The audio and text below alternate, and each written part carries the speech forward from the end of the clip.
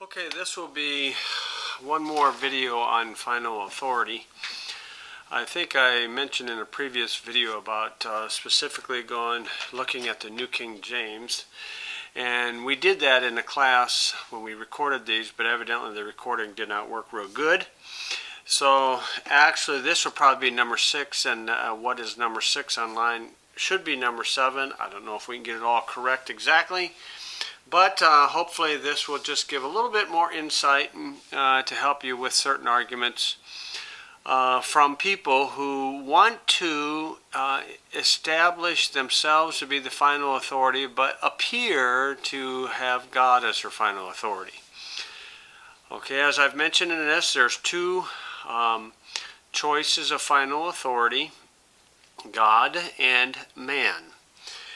And I mentioned about the King James Bible, and one of the arguments that the ones who want to establish their own final authority or maintain their final authority is that translations are not inspired. They pretty adamant about that.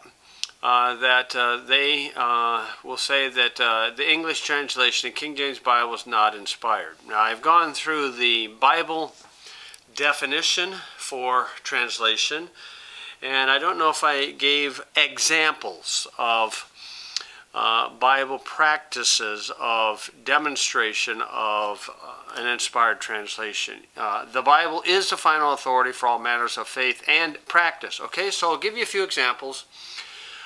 Joseph and Pharaoh had conversations recorded at the end of Genesis, and no doubt they talked or spoke in Egyptian, and it, according to the scholars, the originals was recorded in Hebrew.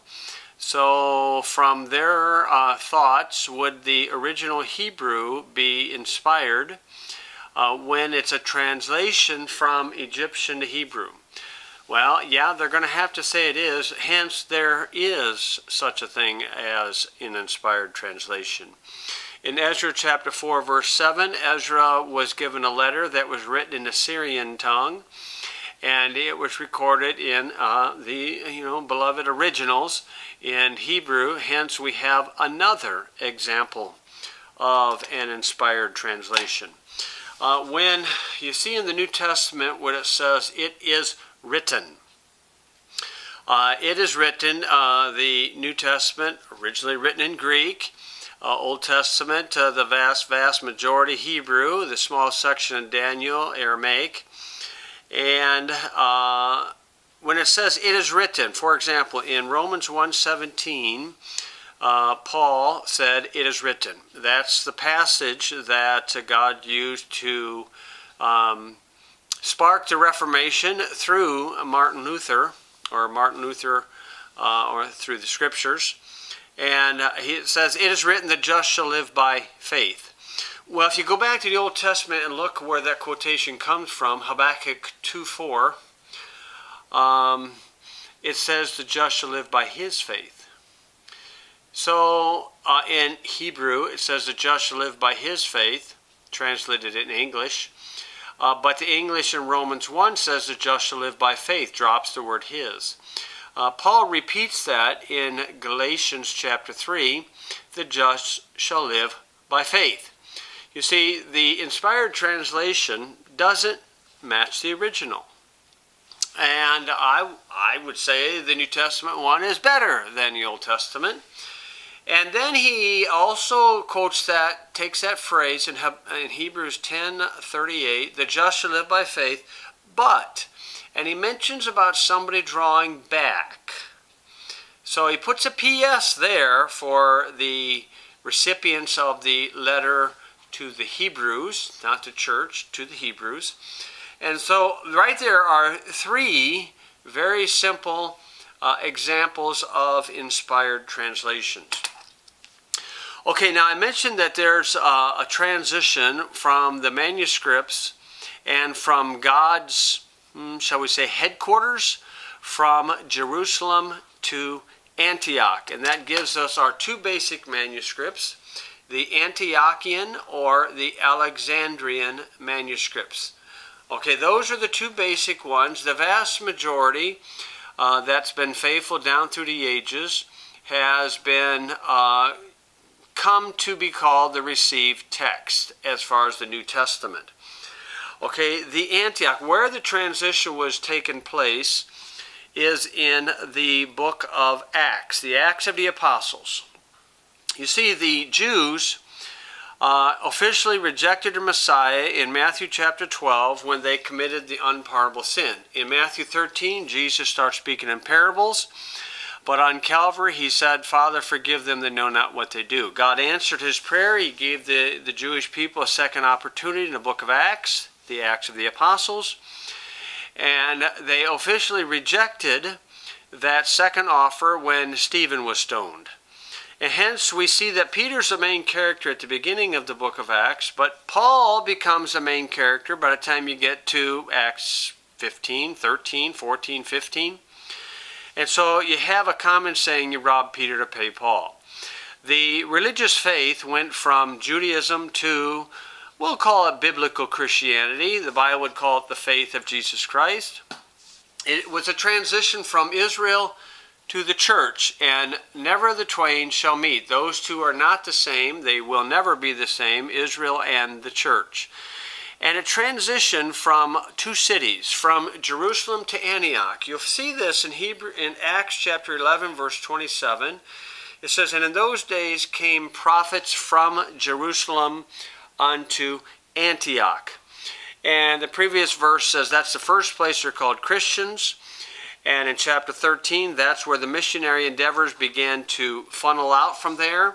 So Antioch became known to be the headquarters for the New Testament doctrines. And then it went from there up north and east. West, north and west. So we have the faithful manuscripts, the Syrian manuscripts, sometimes called Byzantine. And so that's the Antioch one. Now, this leads us into the new versions. Specifically, I want to focus on the New King James. One of the biggest things that I see the difference between proponents of the King James Bible and all the new Bibles is the dishonesty to promote these new Bibles. I have the Catholic Bible, New Jerusalem. I have the Contemporary NIV. I have the Conservative Intellectual, New American Standard. I have the Jehovah Witness Bible. And then I have the New King Jimmy.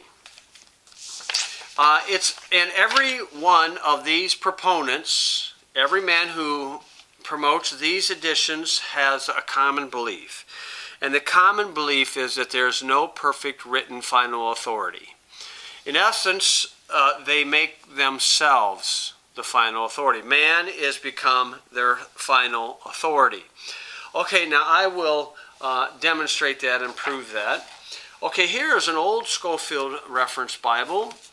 This is one I began using when I was pastoring. You can see it's well worn. I wrote many of my notes in here. And a wonderful thing about Mr. Scofield is that he used the King James text. So the King James text is through here. But unfortunately, Mr. Scofield personally didn't seem to believe it. Now, how do I know that?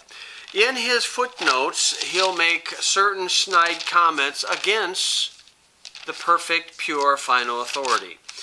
In Acts chapter 16, verse 9 and 20, he has a footnote. And all of these four, plus the New King James, agree with this footnote.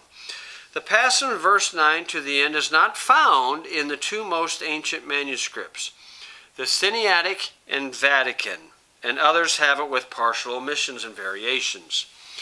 Now, what Mr. Scofield did is he named the two favorite of the proponents of all these Bibles. The favorites are the Vaticanus Sinaiticus. The Vaticanus manuscripts is found in a Vatican Library, 1481, and it omits the first 46 chapters of Genesis, 1st, 2nd Timothy, Titus, the pastoral epistles, Hebrews 9:14 through the end, and the entire book of Revelation, and it adds the Apocrypha within the Old Testament. The Sinaiticus manuscripts was found in 1841 in a garbage can in Mount Sinai, the traditional Mount Sinai, in a monastery, St. Catherine's Monastery. It adds the Shepherd of Herbs and the Epistle of Barnabas. Now they claim these are the best because they're the oldest. So if they're the best, I would hope they agree with each other, but they disagree with each other 3,000 times in the Gospels. These are called Alexandrian manuscripts. Those are the two favorite of all the proponents of all these and most of the Christian scholars and so forth. So what Mr. Scofield did is, fortunately he left the King James text alone, but he put in a footnote his true feelings. In John chapter 7 verse 53 through John chapter 8, the woman taken in adultery in the very act, he has another footnote, and it says this is not found in some of the most ancient manuscripts. And what he's referring to is those two big ones, Vaticanus, Sinaiticus. That's what he's referring to. All four of these, Catholic, Contemporary, Conservative, Jehovah's Witness, and even the New King James, agrees with that assertion. 1 John chapter 5 verse 7 is probably the greatest verse on the Godhead. And Mr. Scofield, fortunately, again, he left the text alone. Thank God for that. But in his marginal note, he writes, it is generally agreed that verse 7 has no real authority and has been inserted. Okay, it's generally agreed with Alexandrian mindset scholars. It's generally agreed by Catholic manuscripts, contemporary manuscripts, conservative evangelical manuscript promoters, Jehovah's Witnesses, yeah, we got the JWs, and our New King Jimmy. That's who's in agreement. Okay, not one of the revisers of these even believe that their translation is inspired of God. So, what do? Well, we could pick up their translations and we can let them speak for themselves. And as I said, one of the things I notice is the common dishonesty of the ones who are promoting these new versions. Now, right here is the original advertisement for the New King James and why the men justified printing the New King James.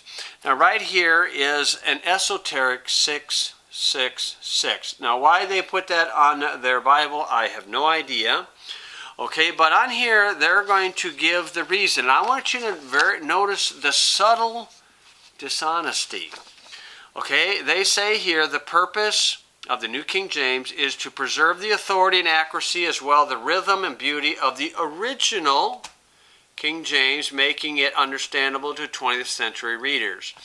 Now some may say, well, that's not an original King James, that's only 1789. Well, it's an edition of the 1611 and the words have been spelled, updated spelling, but the words are the same. Now on this page, on this advertisement, it says many recent translations delete words or verses found in the King James Bible. The New King James Version contains every verse of the original translation. Now, did you notice a subtle dishonesty there? You know, Genesis chapter 3, the snake in the grass was more subtle than any beast of the earth, the field. They said delete words and verses, and then they said, well, the New King James has every verse that's found in the original King James. Yeah, but they didn't say the words. The words. It is true that these remove entire verses, but this one removes words, okay, and changes words that are in agreement with this one, especially when the sin is of the actual revisers themselves. Okay, on this page, the most common questions asked, they make this statement. They say each person that's involved with this, and here's the list of the so-called scholarly team, You'll have Independent Baptist, Fundamental Baptist, Evangelical, Pentecostal, Charismatics, Hyper-Calvinist. You have a vast array of contemporary evangelical fundamental Christianity. But each of them pledged by signing a statement of faith declaring a belief that the Scriptures in their entirety are the inspired Word of God, free from error in their original autographs. Now, they've never seen those original autographs, but that's what their claim is. Hence, from that statement, every person involved with this doesn't believe that God has kept His book perfect for today. Every one of these men believed that the inspiration of the originals was a divine waste of time because it doesn't occur today. Oh, they really accent that because here they have the scholarly team and they repeat that they signed a statement of faith declaring belief that the Scriptures in their entirety are the uniquely inspired Word of God, free from error in their original autographs. Meaning God inspired a book and then they're lost it. Okay, now here it has a question. Does it follow? How does the New King James compare with other modern translations? 1, 2, 3, 4. Does it follow their trend of removing words and phrases from the text of the Bible? Now that's the question. Words and phrases. The answer. Based on a more recently discovered text, some modern translation omit some of the phrases and verses found in the original King James Version. The scholars of the New King James Version retain every verse of the original King James. Every verse. They didn't say words. That is a subtle trick. That's what that is. Now, they mention a Greek text here. And they admit, though we have none of the original autographs, we do have approximately 5,000 Greek manuscripts. Okay, the majority of those 5,000 come from the Antioch family. And the two big favorites of Vaticanus Sinaiticus come from the Alexandrian family. And so they say when variations occur among manuscripts, textual critics carefully search out that word or phrase which will restore the wording of the original autograph. How do you know when you've never seen it? It's a mere opinion. And then they brag on two men, Brooke, Foss, Westcott, and Fenton, John, Anthony, Hort, Westcott, and Hort. And those two men promoted the Alexandrian Vaticanus Sinaiticus manuscripts. Now, if we go to the New King James itself and go to the front of it, what we're going to find is some contradictions. Titus chapter 3 verse 10 says, "A man that's an heretic, after the first and second admonition reject, knowing that he that is such is subverted and sinneth, being condemned of himself." False doctrine and heresy always is contradictory. It's self-contradictory. Here in the front they have a foreword. This is a New King James. It happens to be a study Bible called the Open Bible, an expanded edition. And they state right up front, okay, that the publishers, Thomas Nelson Publishers, spent $4.5 million. And it says the revision would retain the traditional text. This revision will retain the traditional text, that's the Antioch text, while taking account of variant readings in the footnotes. So they're going to say they're going to use variant readings, but it's going to be down in the footnotes. So what's in the footnotes? Over here on abbreviations, they have what is abbreviations that they put in the footnotes. One is LXX, which is a Septuagint. Okay, and I've already gone through that so-called Greek translation of the Hebrew Old Testament. And the other is NU, which states the eclectic text. Ain't that good? Ain't that, man, I can charge you $50 for that one. Eclectic Greek text in the 26th edition of the Nestle-Aland Greek New Testament. That's an Alexandrian. That is the basis of the Vaticanus Sinaiticus. That's their favorite. So, but they did say it's only going to be in a footnote.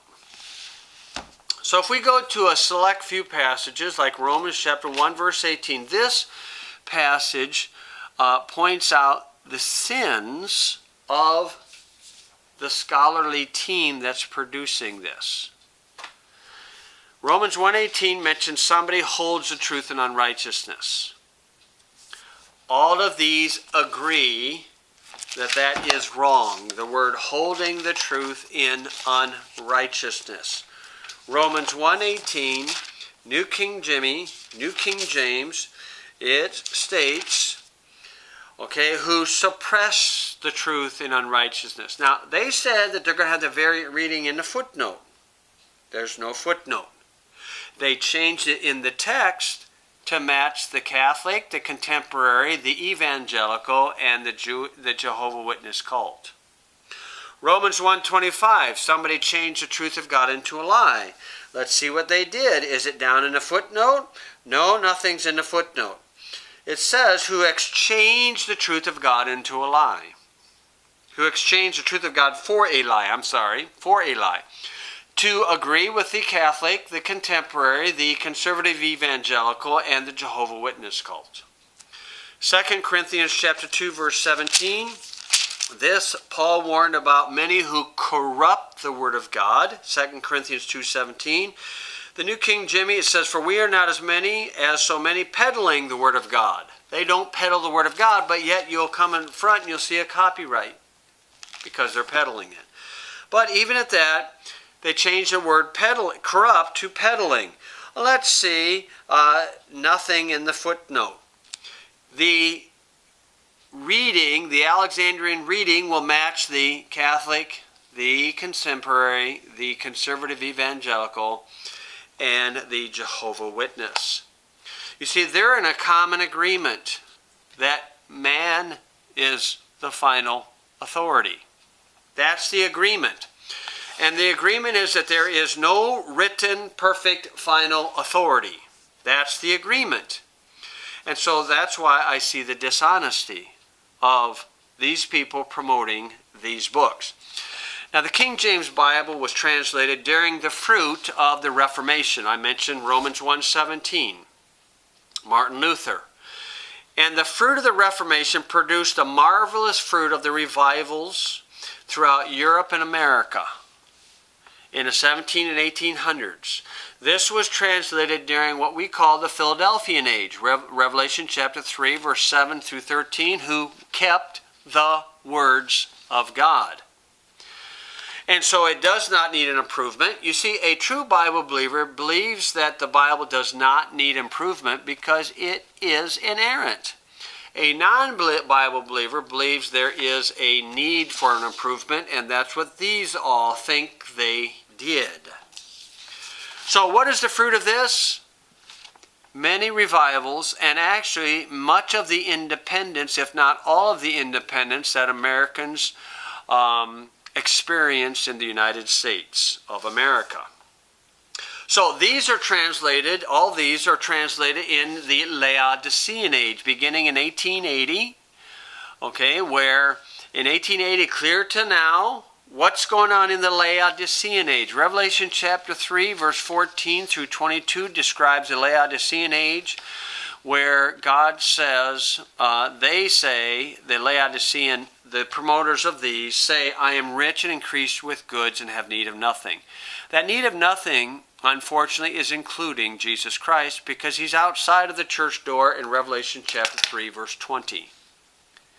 But God says you're wretched, miserable, poor, blind, and naked. And you're promoting nothing but pablum puke, because God said, I'll spew you out of my mouth.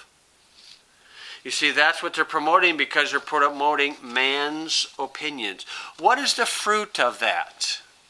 Charismatic movement, socialism, America going down the tubes. You have no real authority in any of the schools. That's the fruit. The rotten fruit of that is the fruit of this kind of counterfeits. Satanic translations. Going away from the pure Bible of God. Now you see, the Laodicean age proves the law of entropy, meaning that everything towards disorder. Everything's fallen apart. In Isaiah chapter 30, Isaiah experienced where the people said to him, "Don't tell us the truth. Prophesy to us deceit. Speak to us smooth things." Isaiah chapter 30, verse 8 through 12. That was Israel. Judah in their closing days, in Ezekiel chapter 33, Ezekiel said this. He said, God said to Ezekiel, "Thou son of man, the children of thy people still are talking against thee by the walls and in the doors of the houses, and speak one to another, every one to his brother, saying, Come, I pray you, and hear what is the word that cometh forth from the Lord. And they come unto thee as the people cometh, and they sit before thee as my people, and they hear thy words, but they will not do them. For with their mouth they show much love, but their heart goeth after covetousness." Boy, is that not a commentary in modern Christianity?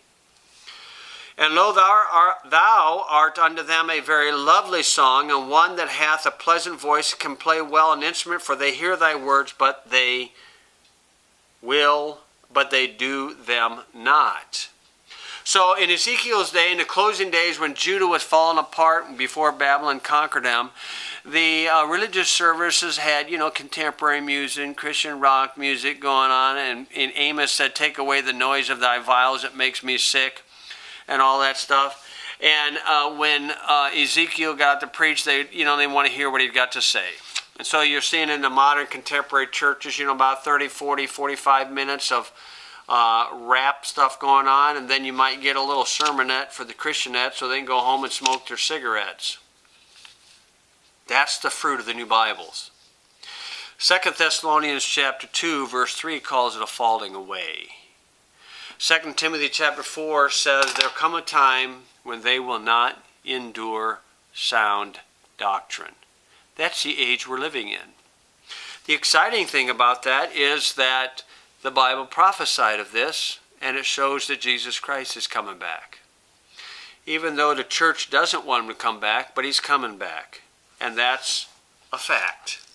And so that's here as the closing part of this idea. And then we have the little follow-up video. We don't know where I'm going to stick this one.